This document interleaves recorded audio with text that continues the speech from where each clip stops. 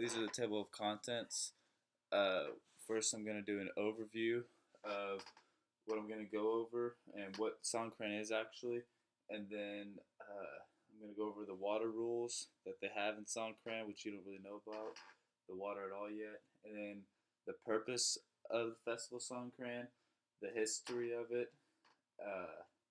Gonna go over the Thailand culture and lifestyle because it has to do with the actual festival itself and how the festival goes and what all the festival does. Period.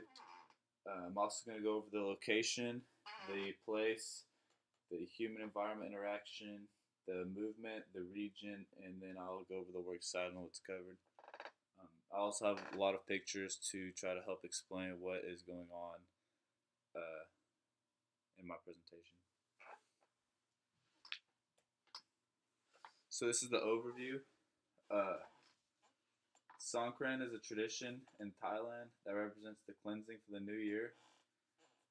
You see the water guns on the right, and Songkran is basically a very large water festival, but there's a greater meaning behind it, which I'll get to.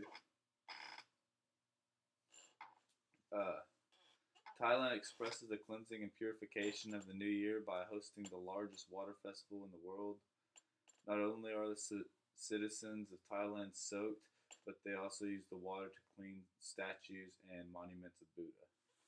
So, in Thailand, they to celebrate the new year, uh, they go around with water guns and different water hoses and buckets of water and so on, and they basically cleanse everything and have fun with it at the same time. It's pretty cool.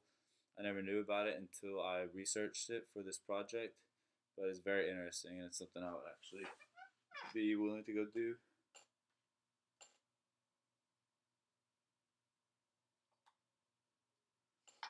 Hold on just a second.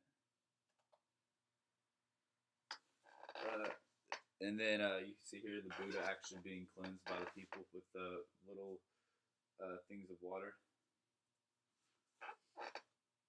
Um, in places such as Chiang Mai, I don't know if I pronounced that right, but there are long parades of Buddha statues carried through the streets while water is being thrashed by the citizens. According to TripSavvy.com, Songkran can be described as Mardi Gras with a large water fight. So in America, everyone is familiar with the festival of Mardi Gras, so I use that as a comparison uh, to this festival. Um, so it says Mardi Gras, but with water. So everyone knows Mardi Gras as being very high intensity, very fun. A lot of people want to go do it sometimes, and then just imagine that. But also water fighting. It sounds like a good experience, something I would want to do. Um, you see on the left, that's Mardi Gras in New Orleans, and then on the right is Songkran in Thailand. There's multiple people in both, a lot of different activities going on, very populated. These are the water rules for Songkran. Um,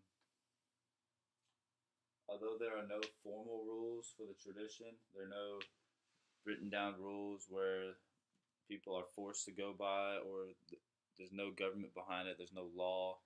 Not get in trouble by the government for doing it, but people kind of regulate it themselves. Um, People still follow them, and they expect the tourists to follow them as well. The three main guidelines are: don't throw water after sundown, um, don't splash monks, pregnant women, or babies, and then the last one is don't remove your shirt or dress indecently. I actually saw, researching this, a lot of people upset about people breaking these rules. A lot of people, when they start getting wet, especially Americans, have the tendency to start taking off their shirts and stuff just for that's what we do here. You get wet, you take off your shirt. It's not a big deal, especially if you're a guy. Uh, but there was I saw a lot of negativity towards that. And I thought that was kind of neat. Here's an example of one of the rules. I'll go back. Uh, don't splash monks, pregnant women, or babies. Another one was elderly women, and this is an example of.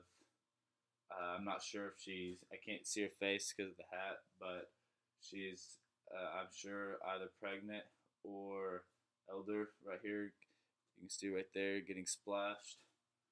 Um, a lot of different pictures like this were on Google and online. The purpose of Songkran.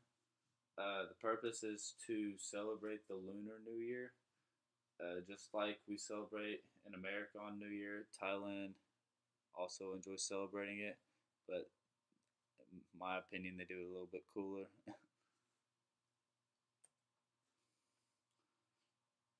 The tradition also has a lot of honor behind it. They honor the elder and they just celebrate life overall.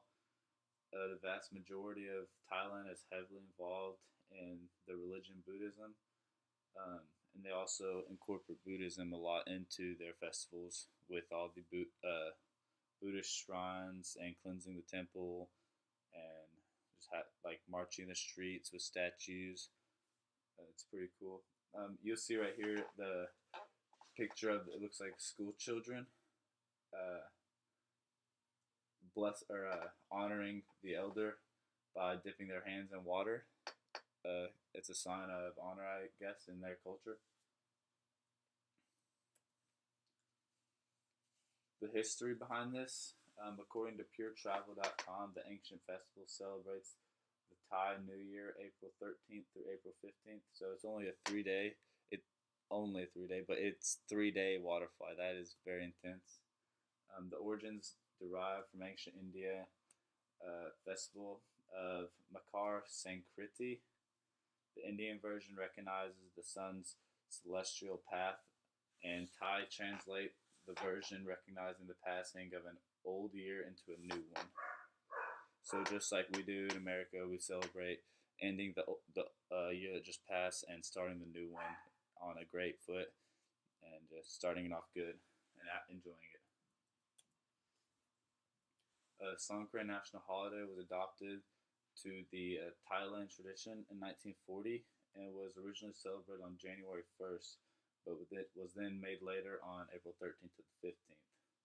So although the lunar year changes, they have sort of just set it as a national holiday, the 13th to the 15th. So they have it set and nothing can change, which is kind of neat.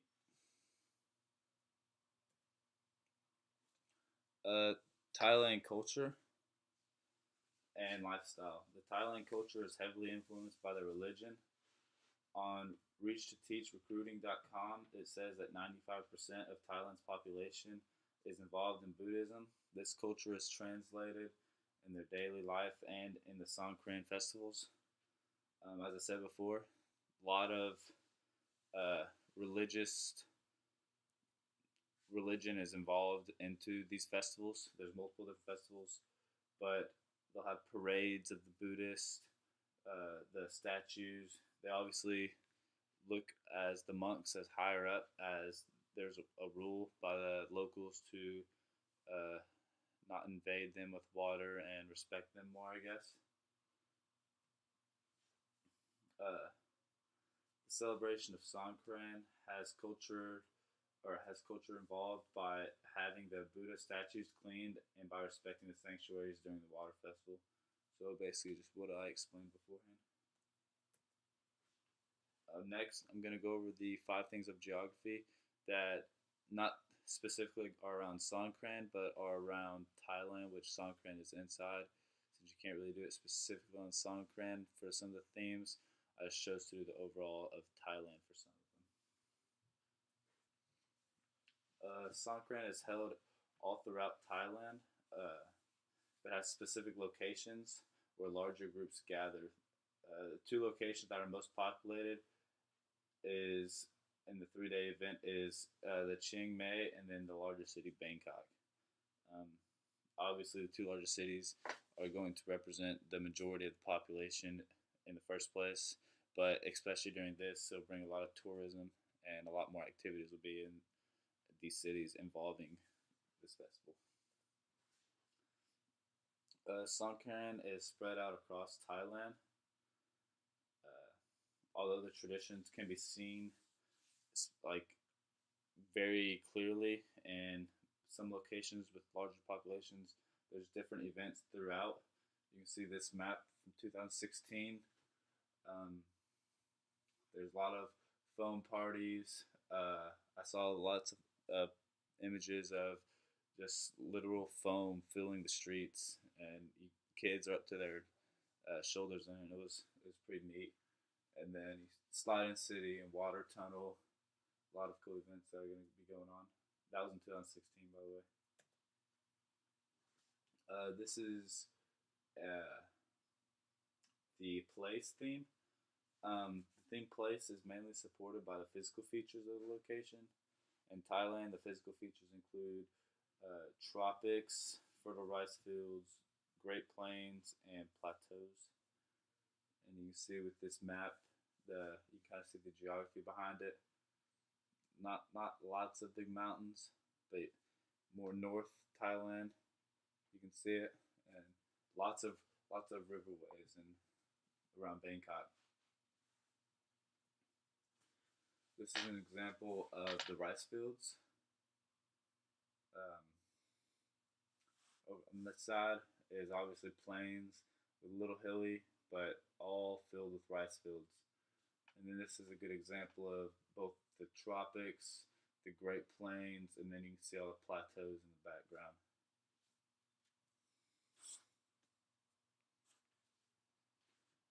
The higher populated areas of Thailand have a different look. Being higher populated, they develop more from forming cities and having a better community environment.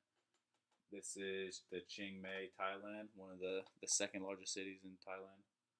You can see how developed it is.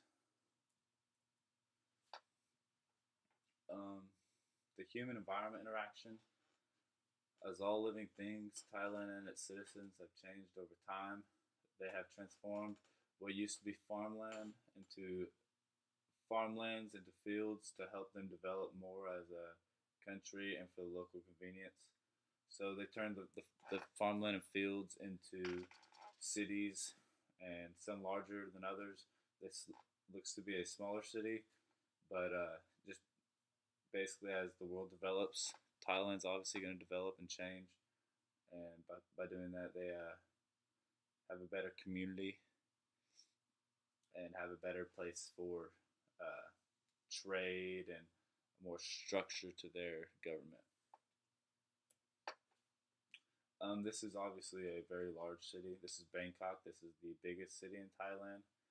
Um, Comparable to, I would say, the larger cities in America. This is a New York or a Boston. This is a much larger city with skyscrapers and different architecture than what I would say the majority of Thailand is used to. Movement. In Thailand, there isn't a lot of movement in and out of the country besides the making of products. Thailand has shipped 236 billion worth of goods all around the globe, according to worldstopexports.com. This is just a picture from 2017, I believe, one of their shipyards. And you can obviously see they do a lot in that category. Thailand's most profitable and most frequent export is machinery, such as computers. Machinery is 17% of all the exported goods from Thailand. And then you can see here a crate going out from Thailand.